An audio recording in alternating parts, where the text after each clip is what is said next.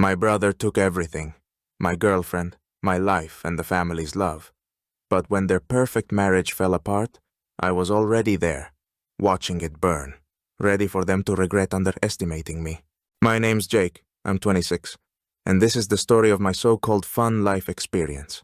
It's the kind where you sit back and wonder if someone up there is having a laugh at your expense. I'm the eldest son, which usually comes with some kind of authority, right? Well, not in my family. If you asked my parents about their pride and joy, they'd immediately point to Mike, my younger brother, without a second thought. Mike is 24, and he's always been the one who could do no wrong. The golden boy. He's the type of guy who breezes through life with a smile, and you'd swear the universe conspires to make everything work out for him. It's not just my parents' subtle favoritism either. It's like a glaring spotlight constantly on him, leaving me in the shadows. You should see how my mom lights up when she talks about him, like he's the center of the universe. Me? I'm just the background noise. If Mike messed up, whether it was failing an important test or showing up late for work, they'd just laugh it off. "Oh, the boy's tired. Let him rest," my dad would say with a grin. But if I dared to come home late after hanging out with friends, it was like the sky was falling. I'd get a full lecture, as if my actions were the end of the world. For years I put up with it, thinking that maybe things would balance out eventually. But I should have known better. Life had other plans. The final betrayal? It wasn't just any girl that Mike started dating. It was Emma. Yeah, that Emma. The one who used to be my girlfriend. We had history, and she wasn't just any random fling. She meant everything to me, and I wasn't over her. But of course, Mike swooped in, like he always does, and made her his. And if that wasn't bad enough, he decided to put the ultimate stamp on it by proposing to her. Can you feel the sting? It was like a sucker punch followed by another kick just to keep me down. Here's the kicker, though. The whole family supported him. They rallied behind Mike like he was some kind of hero. No one, not even for a second, thought about how all this affected me. "Jake, you should be happy for Mike," my dad said, like it was no big deal. My mom? She had the nerve to tell me, "Emma's a wonderful girl. You should be happy they found each other." Seriously? The one I wasn't even close to getting over, and I was supposed to throw confetti for them. They all underestimated me, though. Did Mike think I'd just roll over and accept it? That I'd let him take my girl, get the family's backing, and walk off into the sunset? Oh no, brother. You have no idea what I'm capable of. You took what mattered to me, and now I'm going to make sure your picture-perfect life becomes a living nightmare. You think you're untouchable, but I've got plans of my own. Just watch. Betrayal isn't just a sharp sting. It's like someone slaps you across the face and then casually asks you to smile and forget about it. That's exactly how I felt. Like the entire world decided my feelings were some kind of insignificant error, easy to overlook. Emma? Okay, I get it. She moved on. She chose Mike. That's one thing. But my own family? The people who are supposed to know me better than anyone? They just stood there, telling me I needed to let it go, like it was something trivial. As if I'd misplaced a pair of sunglasses and could simply move on without a second thought. My mom, who always seemed so caring, at least when it came to Mike, looked me in the eyes and said, "Jake, you should be happy for Mike. He's such a good guy." Really, Mom? A good guy? The same one who's dating my ex-girlfriend? The one I wasn't even close to getting over? Real stand-up behavior, if you ask me. But that's Mike, right? He's always been the golden boy. And my dad? He just stood there, nodding along like it was the most reasonable thing in the world. "Mike deserves happiness," he said, as if somehow I was the one standing in the way of Mike's perfect fairy tale ending. I couldn't believe what I was hearing. All these years, I've been around, doing my best, working hard, and no one seemed to notice that I have feelings too.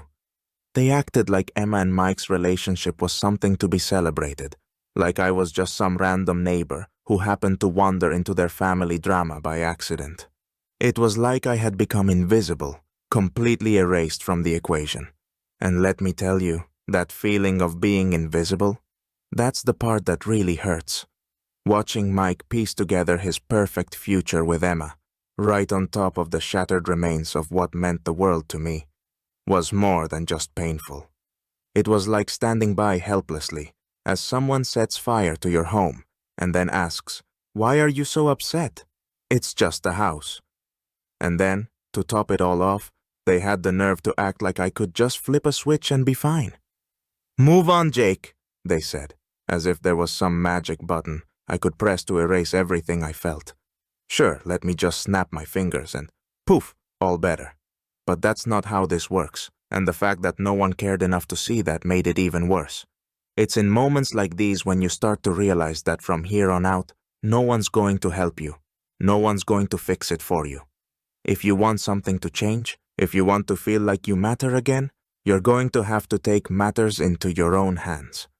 I wasn't about to sit around and let them keep walking all over me. Mike might have thought he won, that he'd get the girl and the family's full support, but he had no idea who he was dealing with. He may have taken what was mine, but this story was far from over. It was time for me to start writing my own chapter, and trust me, it wouldn't be the happy ending they all expected. Drama may be the stuff of movies and cheap TV shows, but what I had in mind, that was too basic, too loud. I wanted something more subtle, something that would creep into their lives without them ever suspecting. I wasn't going to play this out like some predictable soap opera.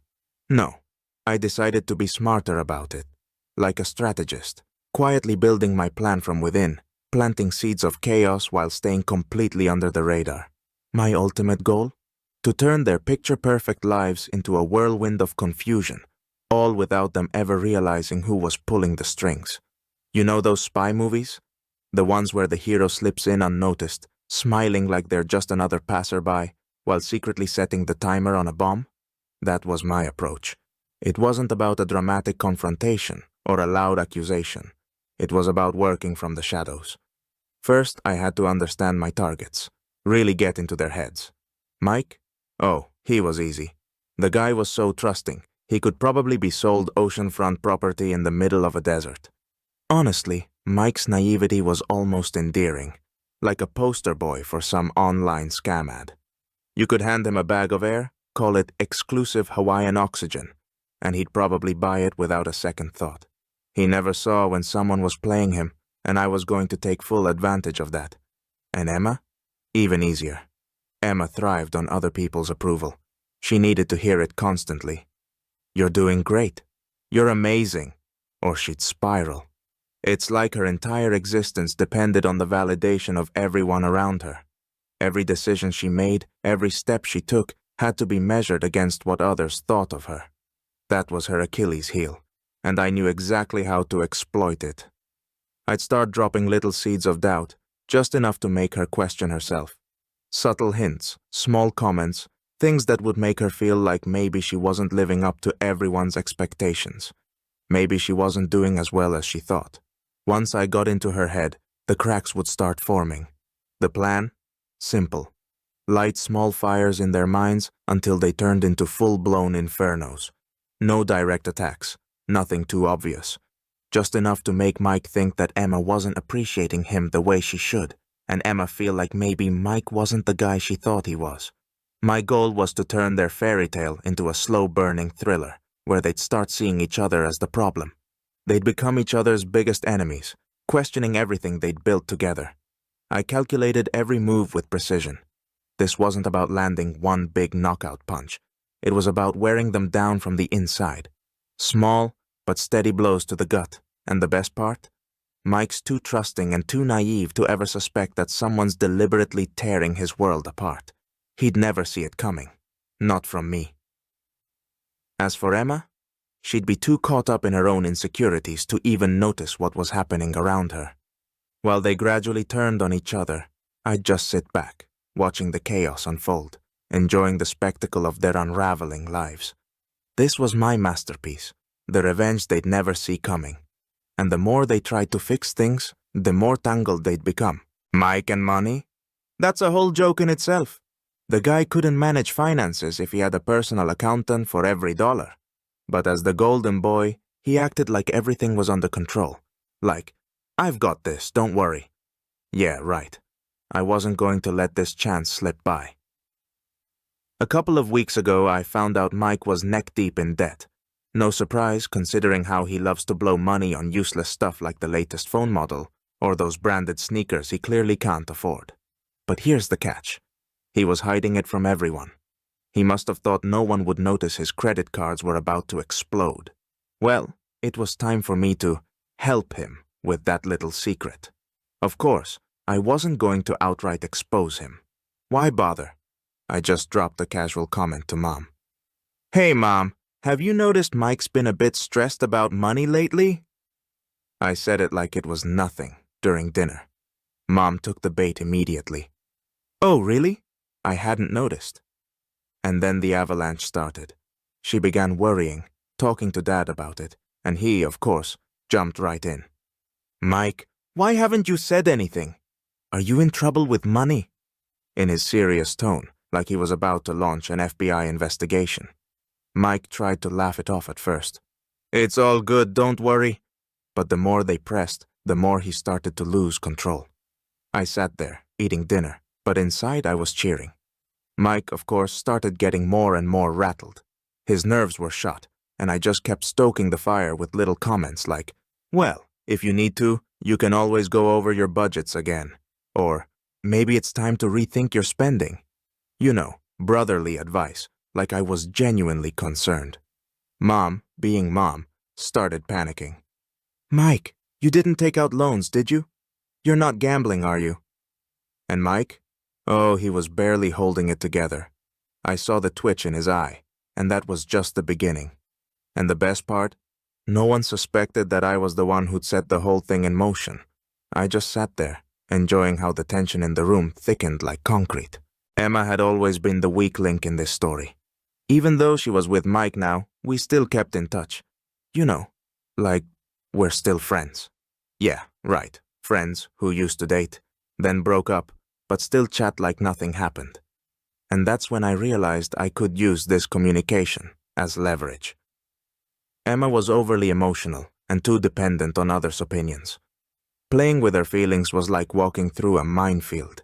Except instead of explosions, I got emotional outbursts. One day, over coffee, I played my first card. We were sitting in our usual cafe, and I started talking about how hard it had been after our breakup.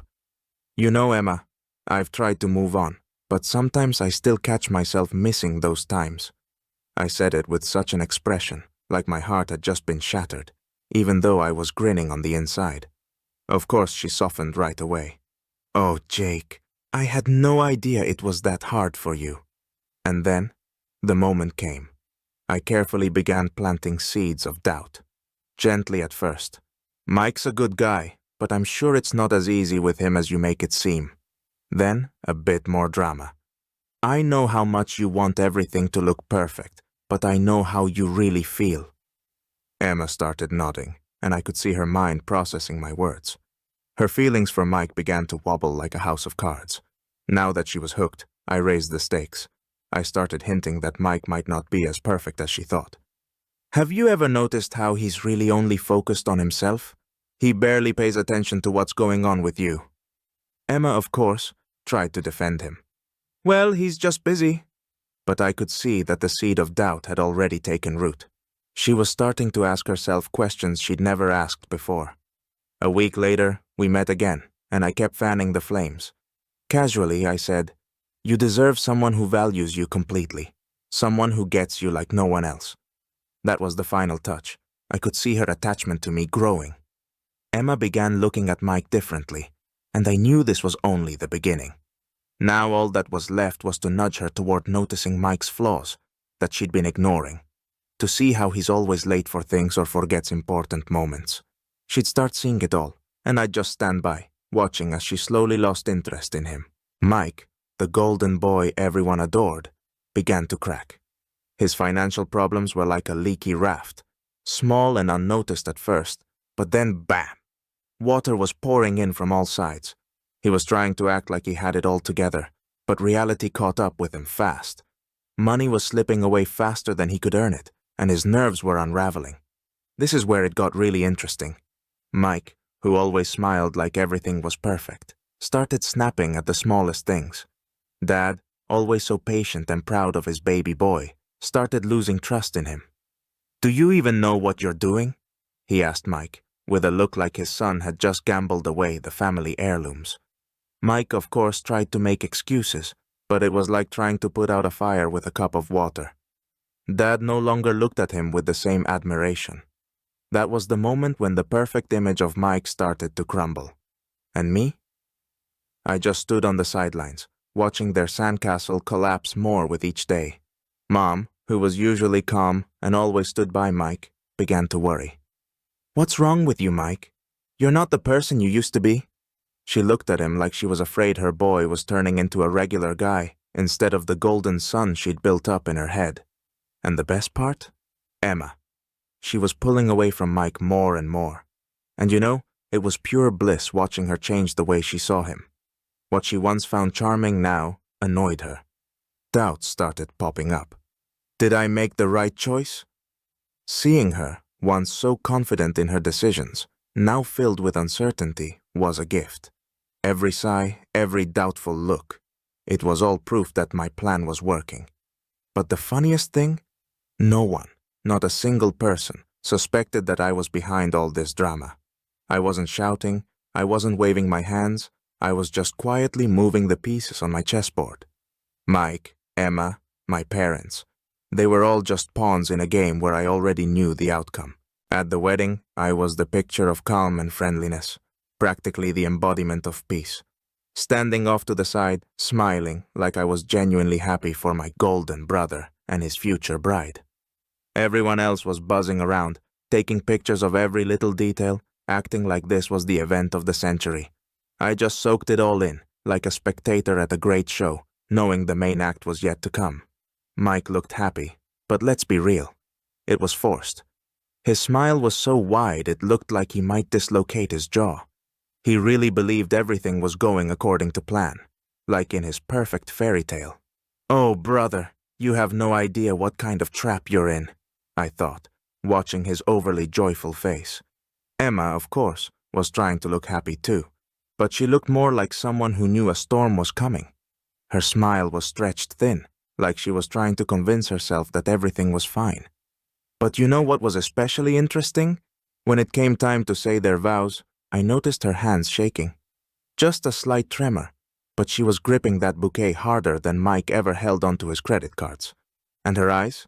They were darting around the room like they were looking for an exit. You ever seen someone standing in front of a closed door, knowing something awful's waiting on the other side? That's the look Emma had. Mike, of course, didn't notice a thing. He was too busy trying to look perfect for the cameras and guests, not even realizing his bride could barely finish her vows. At one point, she just froze, not knowing what to say next. It was beautiful. And there I was, standing on the side, savoring every moment. Everyone else was trying to figure out what was happening, while I was holding back laughter. This was the first clear sign that things weren't as perfect as they all thought. They believed this was the happiest day of their lives, but I knew the worst was yet to come. And you know what? I was ready to enjoy every moment of it. A couple of months after the wedding, the moment I'd been waiting for finally arrived. Everything started falling apart. You know how sometimes the sky suddenly darkens, and you know a storm is coming? That's what their marriage became, only no one was ready for it. Emma couldn't take it anymore. The constant conflicts, pressure from every side. Mike wasn't the perfect husband she thought he'd be. Not that I was surprised. That's exactly what I was aiming for. One fine day, well, fine for me, Emma just couldn't take it and filed for divorce. Mike? The guy was in total shock. He walked around like a ghost, not understanding what had even happened. How could this be? I did everything right. I was perfect. Probably what was running through his head. Yeah, sure, perfect. For yourself. For Emma, he was just a problem that got heavier every day. But Mike was too wrapped up in himself to notice. I didn't even need to intervene directly. I just watched as their perfect fairy tale crumbled under the weight of reality. Mike tried to fix it, saying pathetic things like, "We can work this out." But it was too late. Emma was done playing his game. She waved the white flag, and that was my signal for victory. She gave up and her disgust for Mike became the point of no return. And me? I just sat back and watched the spectacle. It was better than any movie. My plan worked flawlessly. I didn't just break their marriage, I made it their worst nightmare. They trapped themselves in that dead end, and I just kept feeding the flames. Deep down, I knew. This was my victory. The family? Well, now they finally understood the true cost of their golden boy.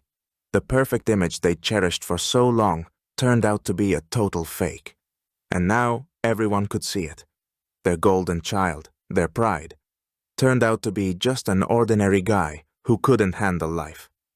I got what I wanted. The destruction of their illusions and the proof that their perfect world was just a cardboard set.